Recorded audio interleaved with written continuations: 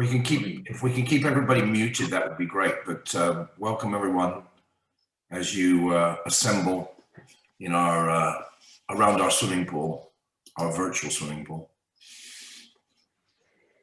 Great.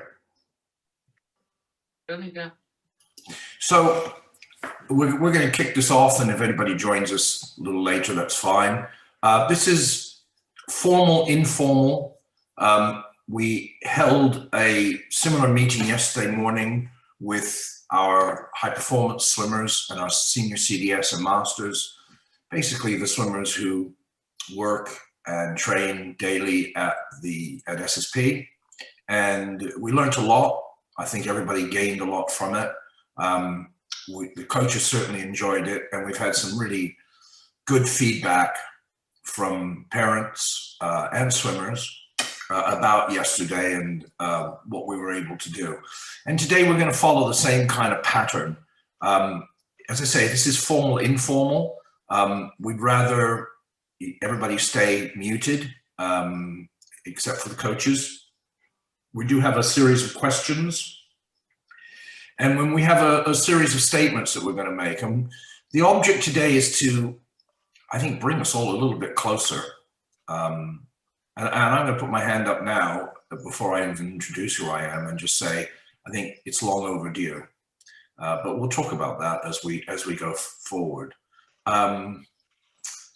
So to kick the meeting off, we're going to introduce ourselves as coaches, and we'll go around the table. I'll start with myself. I'm Richard Garfield. I'm the director of swimming. I think I was given that illustrious title in the last year because people were getting confused about me being chief coach. I was chief coach for 21 years, starting back in May 1998, which is a long time ago. I've been coaching for over 30 years. I took over Guildford City when we had 160 members. We operated out of only the Spectrum. We swam in about, 4 sessions a week. That was our top squad. We had 160 members, 2 members of staff. We were a teeny tiny club operating out of what then was the best swimming pool probably in the south of England, the Spectrum. The Spectrum was built in 94 and I took over the running of the club in 98. So the Spectrum was sparkling. There was no rust. It was a beautiful pool. And there was no thought that anybody would ever build a 50-meter pool in Guildford.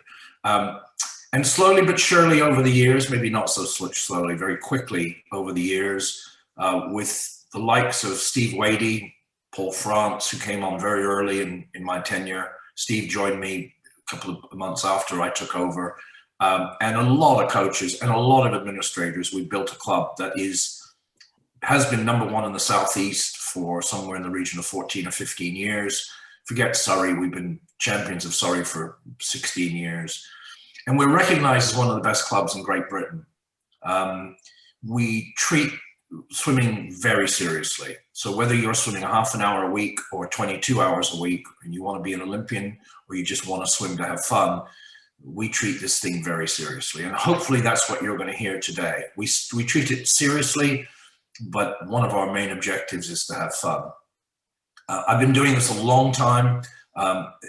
Everybody that works within the club most people have been here now a while, and I want to just go through each coach and let them explain who they are and give you a little background. Even if you know that already, it might help. So we'll start off with the head of the academy, Jan Griffiths. Jan, tell us something about yourself. Good morning. I'm Jan Griffiths, head of academy. My career with Guildford City started back in 2004. And was a result of my daughter, my 6-year-old daughter, joining the club at that time. As Richard said, the club was a very different animal back then. The whole club was based at Spectrum. I think there were 300 members when my daughter joined. And Richard was running the teaching pool trials at that time. So he actually trialled my daughter in the teaching pool. As a level 2 teacher at that time, I started working as a volunteer with Sue Barney. Sue was the head of academy at that time. From there, I took over as head of satellites. And from then I became head of academy, initially in partnership with Steve Wadey. And then when he moved across to Surrey Sports Park, I took over on my own in 2018. Academy has a teaching staff of around 18 teachers and coaches. Yeah, that's it really. Thank you. And we should say that the Academy is, with the satellites, are probably around 600 members large now. So bear in mind, when I started at Guildford City, we had 160 members total. And I was in the teaching pool, literally up to my knees teaching. We now have 1,000 members, so, and 600 of which pretty much come out of the Academy. On to Nikki Matthews. Nikki, tell us about yourself. Hi, I'm Nikki Matthews. Like Jan, I started with the club as a swim mum. I'm still a swim mum. My daughter swims in high performance at the moment. I started working in the Academy in 2014. I started off in the teaching pool and then went across to running 2 of the satellites, and then recently took over County B. You've missed out your own swimming career. I was just about to say, so my swimming career started when I was 9, and I probably swam to county level before emigrating to South Africa with my family when I just swam for my school. Thanks, Nick. Well done. Nick Brooks, fairly recent upstart you are, Nick Brooks. You've only been here a couple of years. Indeed, I started out in 2018 with the club, teaching in the teaching pool and then satellites. My background is swimming. I started off in Hazelmere Swimming Club before moving over to Singapore, where I raced both in Singapore and in Australia. More of an endurance swimmer myself. I enjoyed middle to long distance front crawl, but I was an IM swimmer. I now lead Junior County A, looking to make swimming fun, adventurous, and generally having a good time on poolside. We're very lucky to have you, Nick Brooks. And my longest serving ally on this panel, Paul France. Yeah, good morning, everybody. I'm Paul France. I'm current lead coach of County C squad. I've been with the club, I think, about 20 years. Started off as a volunteer when my eldest daughter started swimming. All 3 of my kids have been through the club to various levels. I've had great opportunity to work with all various coaches throughout the time within the club. Kids that I've worked with are absolutely great. I've worked with kids who just enjoy 1-hour sessions, and I've worked with kids who have gone on to national level at some point in their career. And it's been a great journey through. Well done, Paul. And on to Nicole Smith. Tell us about yourself. You're muted, Nicole. Anybody read lips, Nicole? Or sign language? No? You're muted. All right, we'll see if we can fix that. We'll come back to you, okay? But I can tell you Nicole Smith is an invaluable member of staff. She has been working at the Spectrum for quite some time, and we're very proud to say that Nicole now is the head of our satellites, which haven't officially opened up yet, but they're going to open up, we hope, soon. We'll be talking about that. And Nicole swam at a very high level with the local club, and we're very pleased to have her on board and coaching. Has anybody seen Nicole coach? They'll understand how lucky we are to have her. On to Libby. Libby, are you mute? Can we hear you? Morning. Hi. Hey, Libby. So my family have been involved with Guildford for the last 10 years. I've been coaching for the last 4, and at the moment I'm also swimming with Masters. Nice. And on to, well, Matt, are you there? Or are you just going to be off site for a minute? Matt, just Matt's our master of ceremonies today. He's allowing us to have this happen. But Matt, a lot of these people won't know who you are because you're not a Spectrum guy. So tell us about you. Yeah, you might have seen me around poolside at Spectrum. I've been in the club since 2016. I coach regional squad and high performance, so obviously mainly based at Surrey Sports Park, but I started out at the academy working under Steve when he was in charge of Junior County A. I did a lot of time in the teaching pool with Jan. I then took over a squad called Junior CDS when that existed, which probably turned into towards County C now. So although, yeah, I'm based in high performance now, I just started down in the academy working with the little ones. And yeah, I'm on technology today. And people should know that like a lot of our, well, virtually every coach who works in high performance, Matt works with Swim England and British Swimming.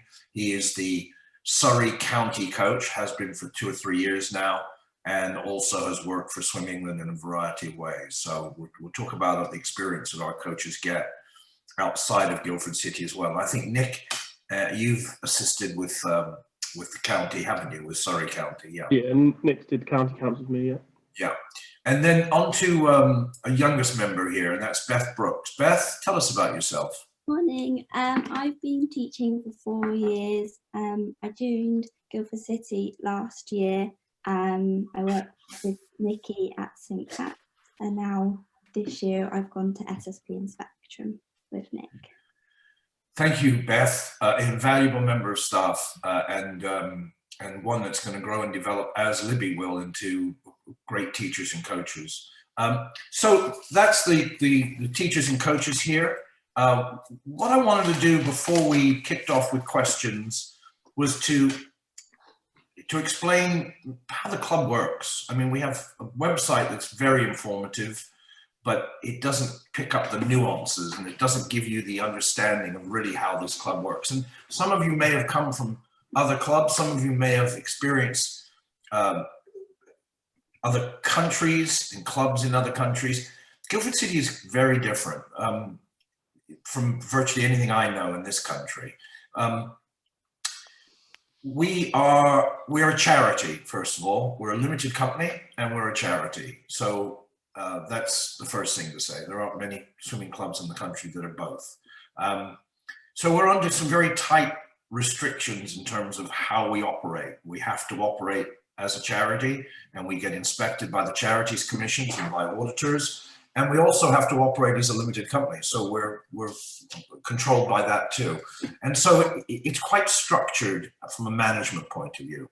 The way the management works is that there's a board of trustees, 4 members who sit at the very top of the tree, but they have no action in the day-to-day running of the club. The Constitution specifically says they can't tell the management team what to do. Most clubs are run by a committee and by a chairman who's a parent.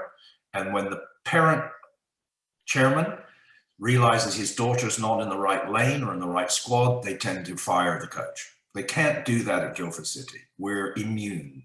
Now, if we do something wrong or we act out of, something that's just unacceptable, illegal, we can be fired. But the management team, which is made up of myself as the lead, Jan Griffiths, Lee Spinlow, the 3 coaches, and then 3 administrators, Jeanette Smith, Liz Simmons, Caroline Wood. The 6 of us run the club on a day-to-day basis. The delegation of the running of the club is made constitutionally to the management team. So what we say goes. We then employ the coaches. All the coaches, I believe, every one of them is employed. We don't rely on volunteers. And all the coaches are answerable to essentially the coaches on the management team, but to the management team. So Jan runs the academy, Lee runs the high performance side, and I sit as a bridge overall just to make sure that everybody's doing things in place. So I can pick on somebody here. Let me just pick on anybody. Mr. Smith, is there a Mr. Smith here? I choose the name randomly. Mr. Smith says, well, does that mean that you're telling Nikki Matthews how to run her squad? Well, you must do because you're the director of swimming. Well, that's the interesting aspect of how we operate. So the bit that I want you to understand from your personal point of view, in other words, the academy swimmer, is that each squad, it doesn't matter whether it's the academy or at high performance, is run by the lead coach autonomously. So Nikki Matthews makes her own decisions. She runs her own program. She decides on what competition she wants her kids to go to. it's her responsibility. Sorry, I'm picking on you, Nick. It's her responsibility to get the best out of her athletes. And the last thing that we want to do as a management team is to micromanage her. Now, that doesn't mean that we don't have conversations with her. That doesn't mean that she doesn't come to us all the time asking questions and seeking guidance and advice. But it means that ultimately Nikki can make her own decisions, as can Nick, as can Paul, as can Libby.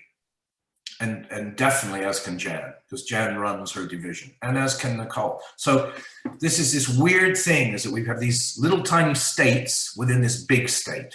Now, how do we get it all to work? Because how, you know, if Nikki's running her own program and Matt Smart over in regional squad at SSP is running his own program, how do we get this balance and this work to flow between the parties? Well, that's an interesting one, and it's kind of magical, all right? The way we have done it, and it is successful, and I think the evidence is, and I'll give you that in a second, but the way we've done it is we have broken down barriers between all the different divisions, okay? So Nikki Matthews works a lot with Matt Smart, and Matt Smart works a lot with Nikki Matthews. So they're constantly in dialogue, as is Nick Brooks with Steve Wadey, or me, or Jan. All the lead coaches are in dialogue all the time with other lead coaches around the club. And we work on the basis that everybody will work with everybody else on a constant, continuous basis. That breaks down barriers. It stops jealousy arriving, because it's very easy to get very jealous about two different headquarters.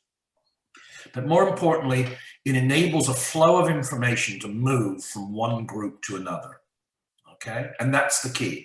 The key is that everybody's being educated and mentored literally every day. Now you look at me, the age of, you know, what am I, 47 years old now, and I've been in the sport for 30, nearly 40 years. And you say, well, you must know everything. Well, the sport changes almost every month. New innovations are coming out, new ideas that we may have tried 30 years ago, then abandoned and then come back into fashion again. So we try to be at the cutting edge of our sport. We employ sports scientists. We have coaches on staff who have got sports science degrees. We are sending our coaches on CPDs to sports science and coaching education seminars and forums. So everybody's learning all the time. And the idea is we bring that back to Guildford City and feed our students with the latest, most up-to-date information. But it also means that if we have a swimmer, virtually in any squad, all the coaches know about that swimmer, okay? So it doesn't matter who you are, whether you're a 1 hour a week kid or a 22 hour a week kid, we know about you. We talk about you.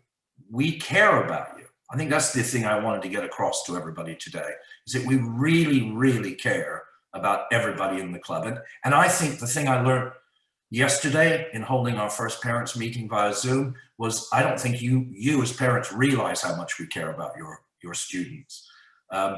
These coaches in the main, and I can tell you, Libby, who is an assistant coach, I bet you she goes to bed sometimes thinking about what she can do better for her swimmers the next day, and she wakes up thinking the same thing, okay? Now, if Libby's doing that as an assistant, I can assure you Nick does it, Nikki does it, Paul does it, Nicole does it as lead coaches. We care about this job passionately. And there's a lot at stake.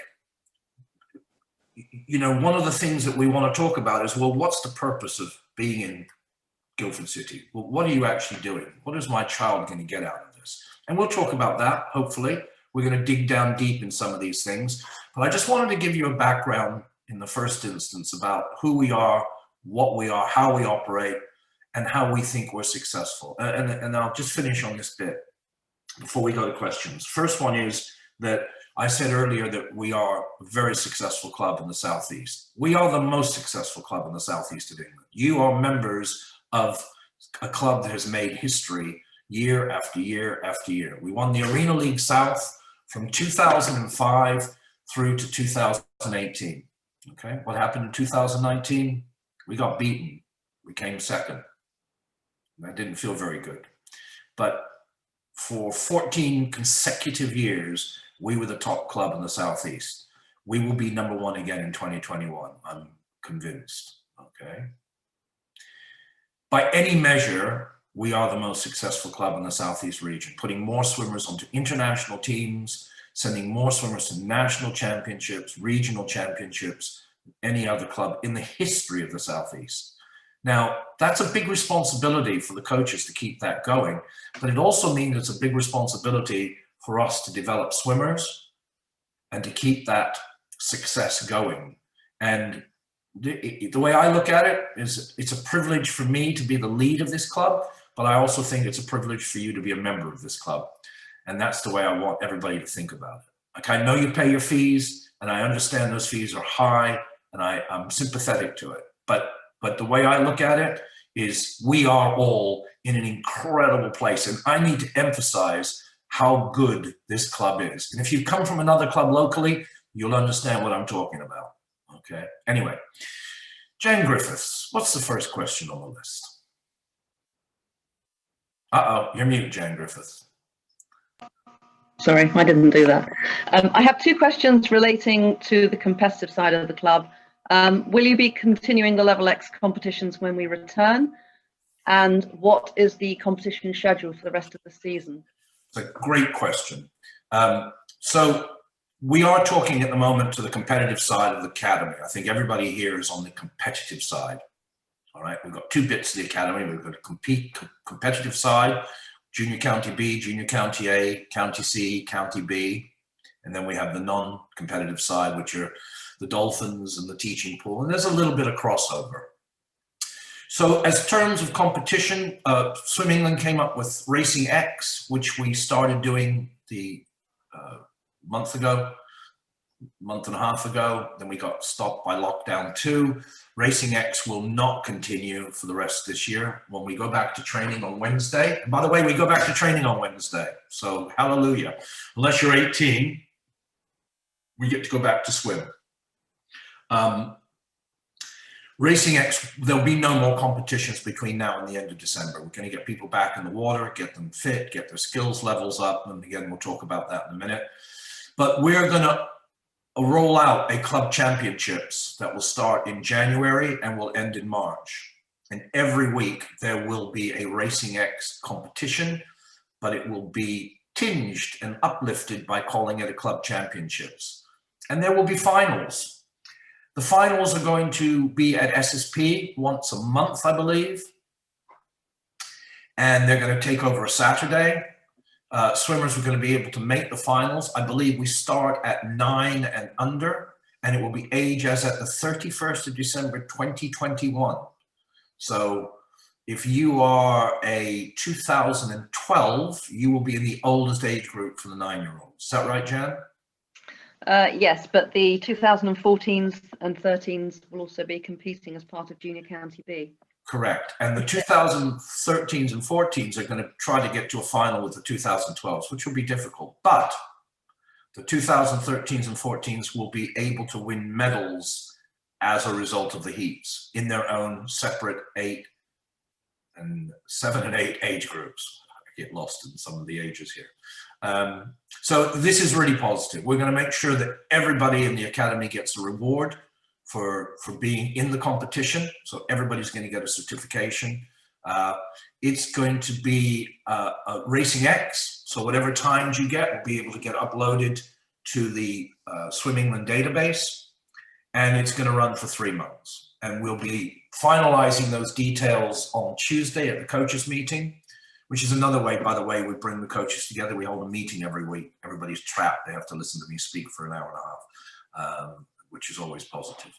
And we're going to unfold and roll out this program, and you'll see it, I would think by about the 10th of December, maybe earlier, you'll all see the competition program. Now, we've been told, and it's unofficial, but we've been told that the results of our club championships will be able to be used for entry into the Surrey County Championships. And we're being told that those are being planned from mid-May through to the end of July. It's changed from normal years. Normally we hold the club championships, the county championships are held between January and March. Well, because of COVID, Swim England have moved the county championships to mid-May to the end of July. And as I say, we are being told by the people running the organization that SwimX results will be able to be used to enter that competition. So the club championships, our club championships, will be marketed, signposted as a Surrey County Championships qualifier. Very exciting. I mean, from going from no competition and not being able to leave your house to now having club championships is the most exciting thing in the world for coaches and swimmers. Which means we all have to focus on events, which means we all have to drill down and start thinking about how we can swim quick, how we can swim smart, and how we can swim with the highest skills levels possible. And it's not just going to be 50s. There will be 200s. Some people will even swim 400s. Okay, but that's down to the coaches, and that you'll see all that in the rollout. There will be I'm not sure anybody here is aspiring to go to the Olympic trials this year as a swimmer, but there will be the Olympic trials in the middle of April, where we have a number of swimmers who are trying to make the Olympic Games. And we have one in particular who we think will make the British team, who she spoke to all of us on Friday night, Alicia Wilson. But we have a lot of swimmers who are going to try to make European junior teams, some British teams, and other international teams. So it's an exciting time in April, if it happens. I'm sure it will. And then we now know the regional championships are being earmarked for April and May. And again, that might not be the quite level for guys here, but that's what's happening. And then the summer national championships we're still to hear about. So if they allow us to hold, if Swim England allow us to hold open meets, level 3 meets, level 4 meets, we probably will do that too. So we are planning a big rollout of competition starting in January, as long as we're allowed to. Jan. Well, that leads neatly onto a small question of, will the current season end as usual beginning of July 2021? That's a very good question. I don't know. I really like the idea that, and we needed to, that we trained through the summer in 2020. We had to, because we had to make up some real lost time. I think that's under review.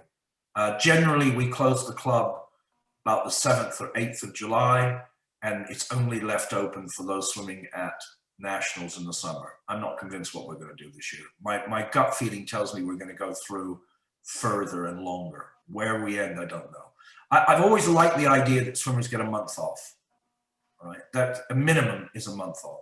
And the reason I like swimmers having a month off is because I want them to recharge their batteries. I want their parents to not have to drive them to the pool every day. I want them to feel that they're getting away from the pool, because those who are really ambitious, when we start back up in September, they can't wait to have their fix of chlorine. They can't wait to get back in the water. They can't wait to see their friends. And so it makes a really great start to the year. I don't know. We're still thinking about that. Not, again, a little insight into how we work. We don't necessarily make decisions that are locked in stone. We make decisions that are always flexible. Listen, I'm an American, and I've been making, tentative decisions and driving people crazy, because I go, let's go this way. And then suddenly halfway through, I say, no. Let's go this way. Let's try a different direction. So, my teammates in the club, my colleagues in the club understand that there's always a better way of doing things, and we'll do the right thing for the members. But I have a sense it's going to be less time off this year and more training. So maybe we'll train through to the end of July, have August off. Let's see how COVID goes, all right, how the vaccine goes. Jan. I think what you didn't touch on there as well is that it's quite important that coaches have a rest as well. Coaches don't deserve a rest. Particularly Nick Brooks, he definitely doesn't deserve a rest. Nick has to work all the time. And Matt Smart, who you can't even see, he definitely needs to work all the time. Coaches are the ones who want to go back to work quicker than the swimmers do. They're desperate. No real swim coach likes to take time off. That's the truth. When I was coaching actively, I would study all the way through the summer. My wife would go bonkers, me reading books the whole time and writing notes. Jan. 2 questions regarding Junior County A. The first one is, when is a child supposed to move on from Junior County A? What are the options after Junior County A plus required hours? The second question is, the Junior County A swimmers who are turning 11 missed half of last year's season in which to achieve their times. They will time out in June 2021 and spent most of the time back in the pool getting back to fitness. Therefore, the question is, what measures are being put in place to see whether any swimmers can proceed to County A in the absence of meeting the times? If swimmers do not meet the times, do they automatically proceed to County B? Right, I'm going to answer the last bit of that question, and I'm going to pass it over the rest of it to Nick. So the last bit of the question is, don't look at the paperwork at the moment about timeouts. Don't be thinking that my child is going to time out at a particular point during 2021, because I think we need to review everything. We really have to have a look at it. With all the lockdowns and changes and missed training, it's a disrupted year. I don't know what we're going to do in that respect, but don't worry about it is what I would say, A. But B, Nick, talk about what you're looking for in terms of a child moving from Junior County A either to County A or to County B. What qualities and how do you do that? What's your process, man? So qualification times are actually a very small element of what we're looking at. What we look for in a swimmer is the competitive drive, their attitude in training, how they take on feedback from the coaches and the assistants that we've got, how they race, how they compete, generally their attitude to their training. Because when they go over either into high performance of County A or into County B, there is an expectation. So what we're looking for is swimmers who have a certain level of expectation in the sport and who are willing to commit to their training. Obviously, I'm not going to put up a swimmer if I'm not confident that they are going to swim at that level. So focusing on times, yes, you can, but it's only a very small element of what we as coaches look for in the swimmers. So thanks, Nick. What we talked about yesterday with the parents at High Performance was, and this is the real dichotomy. You know, I could stand here and give you the visual of me holding a stopwatch in one hand and then throwing it out the window, okay? So what we believe in as coaches is process, process, process. We don't look at times. We don't care about the stopwatch. But that's a lie, we do, okay? But what we really care about is process. And what we need to impart on you as parents is stop looking. So this is the tough one, because this is like half truths. Stop looking at the times and care about process. Is your child building the best, most efficient stroke they can? Is the screw kick that they got on breaststroke being resolved? Can they swim underwater on the last turn of a 200 backstroke? Can they actually go underwater for 10 to 12 to 13 meters instead of popping up 2 or 3 meters because they go into oxygen debt, or they're not disciplined enough to remember that when they turn on the last turn that they have to stay underwater to be the most efficient they can be, whether that's backstroke or fly. Are they breathing into the wall on front court? Are they breathing off the dive? I watched the academy kids at the Spectrum diving in on their 50 free, and half of them turned their head to breathe as soon as they dived in. Why are you breathing when you dive in? Now, these are race skills disciplines that take forever to instill in a child, forever. And when you got it and you think that they've learned it, they forget it. You have to instill it again, okay? Human beings are not natural in the water. We are not fish. Some of us aren't anyway. So process, process, process. And that's what we want to get across to you this morning. That as much as we do stand on poolside and have stopwatches, and as much as we do assess your children using times and PBs and gold medals and what level you've reached, What we're really interested in is the jigsaw puzzle, the bits of the jigsaw puzzle that when you put them together will deliver the PB. Now, there's another side to this coin that I'm just going to touch on, and that is the fear of failure. Well, I know that there are a lot of swimmers, and I saw them again at the Spectrum during the Racing X a couple of weeks ago, who just didn't want to compete. They were petrified of competing. They didn't want to compete because they were frightened that they were going to fail and let somebody down, whether it's them or their parents or their coach or some imaginary monster in their head. Listen, I used to feel the same thing. I used to feel that people could see my heart beating on the block when I was 12 years old. That's how scared I was. So I get it. Emotionally, I get it. But this fear of failure is one of the big issues. And if you take away the time and trying to get a time and trying to aspire to get a time, and you talk to a swimmer about, I want you to think about the process. I want your dive to be perfect. I want you to be streamlined underwater. I want that first 15 meters to be absolutely perfect underwater. When you swim backstroke, I want your head dead still. When you turn on backstroke, I want you to go from your hand entry to your feet hitting the wall at less than 1 second. All those tiny, tiny jigsaw puzzle details, when you put them together, you'll have a great swim. And that's the way we should be operating. Not thinking, hey, you got to go under a minute on this, or you got to go under 40 seconds, or whatever the time level we're trying to hit. We've got to be hitting the processes. And coaches have got to work harder at educating swimmers and parents that process is the only thing that matters. Now, it's not just the process of race skills, it's also building stamina. I know that kids came back from the first lockdown and they were really, really unfit. Really unfit. We have to keep fitness levels at an all-time high. So when we get back on Wednesday, we have to hit the ground running, and we have to get not just skills levels at the highest level, but we have to get stamina and endurance levels at the highest level. Which comes first, the chicken or the egg? Which comes first? Skill, efficiency in swimming, or building stamina? There's no answer to that. They're intertwined. At Guildford City, they're mixed. We are not building synchro swimmers. You can't get a gold medal in having the most perfect, beautiful front crawl stroke. You can only win a gold medal, or you can only be the best that you can be by having the most efficient front crawl stroke and having the best stamina that your body will allow you to have. Those things are intertwined. If you get the intertwined, it's not a butterfly, it's intertwined. Good, Jan Griffiths. You're mute. Sorry, I've been muted again.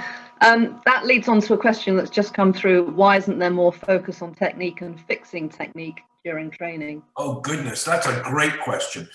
And now, how would a parent know? How would a parent know how much we're working on technique? That's a really. Are there parents on poolside with their GoPros and listening to us carefully? We don't put a red flag up that says we're doing technique work, and we don't put a white flag up when we're doing stamina work. We just get on with it. It's intertwined. And again, I would say that you've got the best stroke technicians in the area working at the Spectrum, working on technique. And I listen to, when I go on poolside at the Spectrum, I hear the constant talk by the coaches to the swimmers in the pool of technique, technique, technique. You're not going to be able to differentiate sometimes between a technique session and a stamina session. They are, oh, look, intertwined. You can't, and we're not going to put a flag up that says, now for the next 20 minutes, we will be doing backstroke technique. We do it all the time. And again, you know, I don't want to be aggressive about this, but if you don't think we're doing that in a good enough job, then we probably aren't the right club for you. And we'll talk about your 16-page email that you'll send me in a minute, but we'll skirt that just for a second. No, let's do it now. So before Jen asks the next question, let me just say, when we get emails from parents, either challenging us or maybe complaining about things, it doesn't go very well. It really doesn't go well. And by the way, I hear about them all, every single nuance, even the ones that don't get sent, I hear about them. If stuff's getting talked about, if anybody has a Facebook team here or any of the other social media forums that you may belong to, we hear about everything, okay? It doesn't go well, okay? We want parents to be supportive of what we do. We want parents to be interactive at this stage of what we do. Ironically, when a child hits puberty, we don't want parents involved anymore. So that's what you've got coming. But at this stage, we're very happy to have parents involved. But what we need is parents supporting us and believing in what we're doing. If Nikki Matthews sets a session, I can assure you, she has thought so hard about every nuance of that session and how it will affect every one of her swimmers that you don't have to worry about how she's applying the syllabus. Your kids are not swimming up and down, up and down, up and down. Your kids are swimming in an environment where they're being picked up on all their faults and all the detail all the time. Now, your frustration is maybe it's not quick enough, or maybe you're not seeing evidence of it, but maybe that's to do with your child's development. Remember, every child develops differently. Every kid doesn't develop at the same pace. None of us do, but the children in particular. And if you're a teacher and a coach, you know that better than anybody. So if Nick Brooks says, this County A swimmer is not ready to move to junior County A swimmer is not ready to move to County A, he has a reason for that. It's not some glib, oh, yeah, I don't care about that kid, or the mother's annoyed me because she sent me a 16-page email the other night. He will have a definitive view of what his swimmer is capable of doing, skills-wise, emotionally, physically, every aspect. He knows his swimmer. And that's what you as parents need to rely on and work with. And if you disagree, no problem, say something, but do it in a respectful way that the coach then, you're not alienating the coach. You're not telling, we get emails saying, I don't want to tell you what to do, but I can tell you those emails are seen as kerosene or gasoline on a fire. We hate it, okay? And it shouldn't, but it may prejudice us against your child. As I said, by the time your kid hits puberty, we want to separate you from them because we want them to stand alone and take responsibility for their swimming career. So 13, 14, something around that, we want that separation to take place. What I'd like to be doing is starting that process now at 8, 9, 10, but I think it's a bit young, okay? But the name of the game is we don't want to separate you from your child. The name of the game is we want the child to take responsibility. That's the difference, yeah? And that's the hard bit for a lot of parents. Gosh, I got into heavy territory there, Jan, I'm sorry. Jan, next. Okay, County B parents. How can parents best support the progress of their swimmers outside the pool? And what are the development objectives upon return to the pools? That entire question gets answered by Nikki Matthews. Thank you. So in terms of supporting your child from home or outside the pool, the key things I would say, and this is coming as a coach and a swimming parent myself, would be ensuring, firstly, they're getting enough sleep, they're getting the right nutrition, they're getting to the pool on time, they have the right equipment, they are doing their pre-pool, their post-pool exercises and stretching. All of these things build a package that without having that whole package, they're not going to perform in the pool. So, your support at home is so vital, especially in terms of the pre-pool and the post-pool. In terms of the development objective, as Richard said, with regards to the competitions that we're going to run when we come back, the club championships, that's where we will start building the technique again and the stamina again in December, getting ready for the competition program that we'll release starting in January and going through to the end of March, trying to get the best out of your child that we can and give them the best opportunity to take part in the county championships between May and July. Great. Nikki, you talk about pre and post pool. Do your swimmers know what their pre and post pool workout is? Do they know what their schedule is? I have sent some links to, Jordan made some videos. He put them on YouTube on the GCTV with the various pre-pool exercises and the post-pool stretching. Obviously on Sundays we do the land training at SSP after our session. I would like to see an increase in attendance to that, I have to say. It's a bit sporadic. And would probably benefit all of the kids. Having said that, I have been watching the Facebook Live sessions that Jordan's been running every evening, and I am beyond thrilled to see how many County B swimmers are actually taking part. So really happy with that. Great, thanks, Nick. Jan, next question.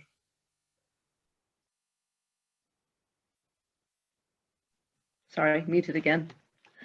With regards to Racing X being part of training sessions, how will this change the format of the sessions with regards swimmers with vulnerable family members? Will there be more hanging around outside of physically being in the pool waiting for their race turn?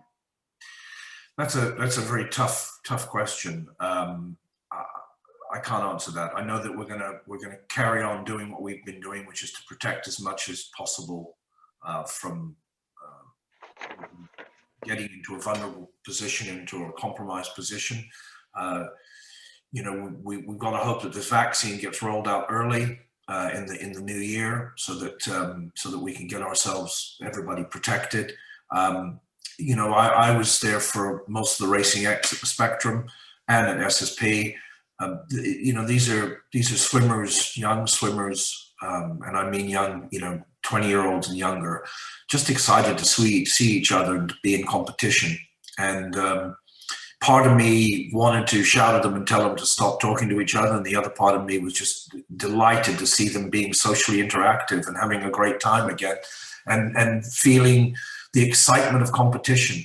You know, it doesn't matter whether you're 8 years old or 18 years old. If you're a swimmer, you're excited about competing in the main. And, you know, we'll do our best to make sure that it's COVID safe, which is what we've done all the way through this terrible time.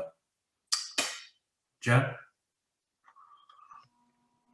One last question here about process. Some children in the lanes can't hear the instructions, particularly those at the back of the lanes. Obviously, we're socially distancing when they're at training now.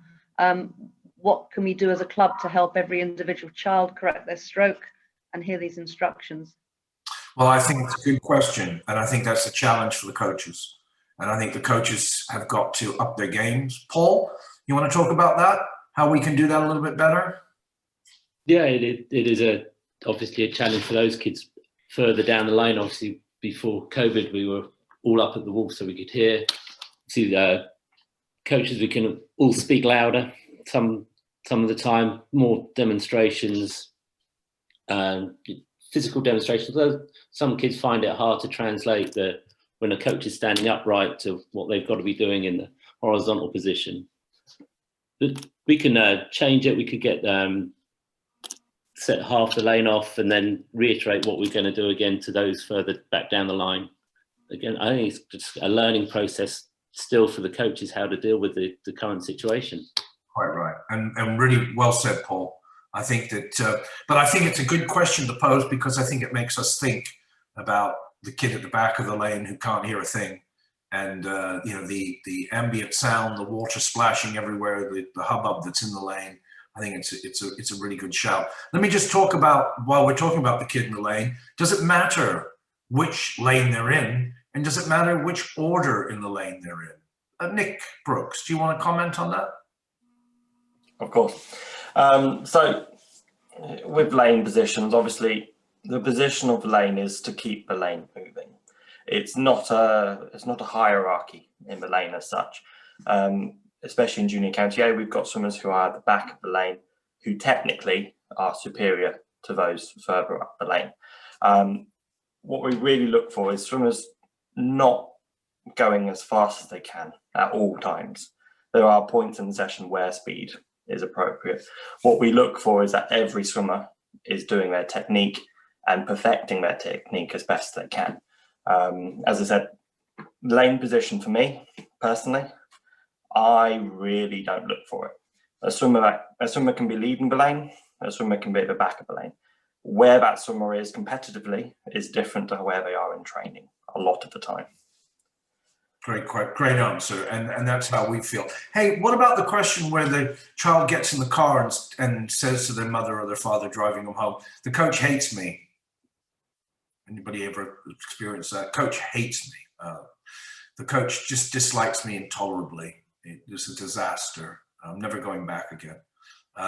And you know, I've heard this before from many parents over many years. The coach hates the swimmer. Well, let me just comment two things. The coach doesn't hate the swimmer.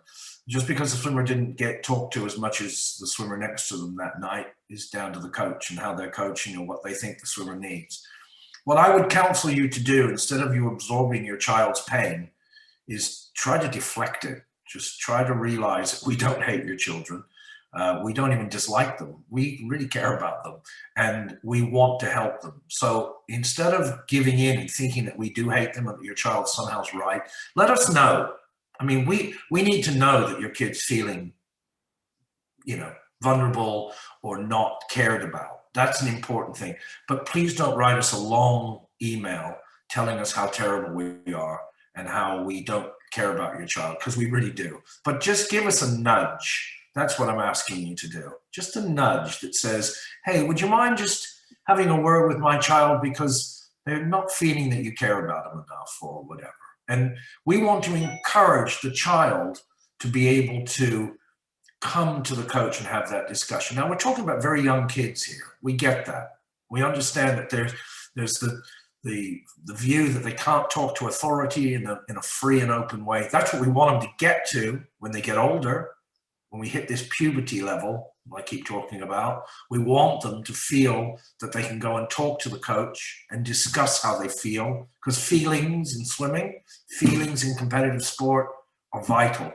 It's half the battle. It's the mind game that we play here. Is how do we encourage? How do we build self-esteem? How do we build confidence in every athlete, in every child, so they can be the best that they can be? And that comes from independence from their parents. It comes from not fearing authority. It comes from being able to feel they can go to the coach and discuss their feelings. Hey, you didn't talk to me enough last night. And I don't know if any of you were there on Friday to listen to Alicia Wilson, who's, you know, our illustrious near Olympian. I coached Alicia up to 16 or 17 years of age. She was the toughest kid I ever had to coach, because she every night would say, you didn't do this well. You didn't do this right. Occasionally she'd say to me, I love the session. It was great. But most of the time it was her coming to me in open arms and going, I need this. I need that. That's what we're looking for. It's a partnership between the coach and the swimmer. Now, the swimmers of the academy are too young for us to expect that, but that's what we're heading for, okay? And if you feel that your child is being misunderstood or not understood enough, give us a nudge. We welcome it. We welcome being told, you know, Johnny could do with a little bit of an extra pep talk, but don't lecture us on it. Just nudge us, okay? Jan, you got a final question? I have got a final question. Part of the comment is that the parent wasn't aware that these sessions took place. I just wanted to say this is the first one we've ever held, but we obviously will plan to carry on doing them because they're a great thing to offer to the parents. The question is, what is the ideal nutrition meal pre and post swimming? That's a great question. I'll answer that and then we'll talk about the future. So I'll take Alicia, what she was talking about on Friday night. She's a very picky, finicky eater. You know, I've had meals with her and her parents, and she picks at things, and then there's some days and she'll just wolf things down. So conventional wisdom says that within 20 minutes to 30 minutes after a training session, your athlete, your child, they're not your children anymore, they're your athletes. Your athletic child should have some sort of complex carbohydrate. Okay, you need to refuel the glycogen that's been used up during the course of the training. Complex carbohydrate, 20 minutes to 30 minutes. Some books will tell you within an hour. Some books will say it doesn't matter, but old school says 20 to 30 minutes you want to replenish the glycogen. And that would be jack and potato, toast, cereal, rice, anything that's complex carbohydrate. Now that's the smart post-training meal. Pre-training meal, well, it depends on what time of day. Some kids have to train at 6 o'clock in the morning and they can't eat because they don't even want to get up. Their body's just not working. A banana is a good one. Some sort of fruit before training. And then immediately training's over, they're going to be starving. So just make sure you've got, you know, the loaf of bread toasted up, ready to go. Because I don't know if you noticed, swimmers tend to eat you out of house and home. That's just universal. I think you got to be careful about refined sugars. I still see kids when we have meets eating sweets and Skittles and crisps and just rubbish on poolside. We do have a sports science officer attached to the club from the University of Surrey, and I believe that she gives nutrition talks. Matt, does she not give nutrition talks? She's definitely created a poster that will be on the social media somewhere. Right, it'd be a great idea if we can get that poster to Jan and maybe she can distribute it to the whole of the academy. That would be super. I'll find it. You organize that? That'd be great. The future. So I hope that answered whoever brought that question up, but it's a great question, the future. Listen, if you've enjoyed this morning and you want to come back to another forum and a chat, please feel free to send us emails, positive ones. I'm not in the mood to hear anybody saying they didn't like what I said. Some of you may have met me for the first time today, and if I've offended anybody, I apologize. I care about you all. Actually, I don't care about you at all. I care about your children. But we are a different club. We're run differently, okay? This is not normal. This is not a normal swimming club. And I hope that you recognize there's a level of care and passion and interest that should be the same as the kids' schooling, and whatever school your children go to. And hopefully we do even a better job than that. But we're only interested in the aquatic side. We're interested in the aquatic education, the aquatic development of your children. And it doesn't matter, I want to say this again, it doesn't matter what level they get to. It doesn't matter whether they're going to bring a halo effect to the club and swim in the Olympic Games and have Guildford City attached to their name, or whether they're just going to swim for half an hour a week and be happy swimmers. We care about them and everybody in between. Okay, and I can assure you that if you nudge the coach, if you don't think things are going right, or you want things to be a little bit better, and you nudge the coach will respond in a very positive way towards your child. I know these coaches here, they're very passionate and caring about what they do. So if you want to have another forum, please send us an email and tell us what you think. Give us some feedback on how today went. You can be brutal. You can say the old man spoke too much. It's fine. I don't mind. If the coaches can just stay on at the end, that'd be great. But otherwise, we'll see you all on the 2nd. And make sure that you come to training because we're excited to have you back.